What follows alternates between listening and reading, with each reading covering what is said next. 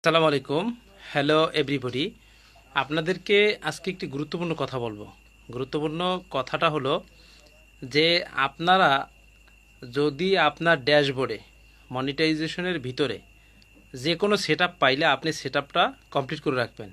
দেখেন উপরে pay out, এই পে আউটের ভিতরে আপনার ডকুমেন্টসগুলো থাকতে হবে। আমি কিন্তু বারবার বলি ডকুমেন্টস আপনার থাকতে হবে। Bank account setup, e-TIN ID setup.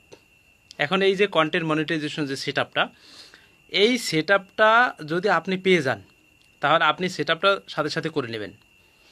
এখন এখানে দুইটা সেটআপ কিন্তু বর্তমানে সবাই পাচ্ছে, কন্টেন্ট মনিটাইজেশন সেটআপ এবং কন্টেন্ট স্টোরি ফন্ট, এই একটা সেটআপ।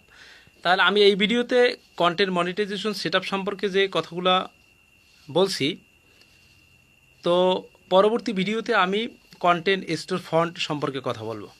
তো এখানের গুরুত্বপূর্ণ বিষয় হলো কন্টেন্ট মনিটাইজেশন সেটআপটাও কিন্তু অটো আপনার নিয়ে নেবে যদি আপনার ওই পে আউটের ভিতরে সমস্ত তথ্যগুলো দেয়া থাকে।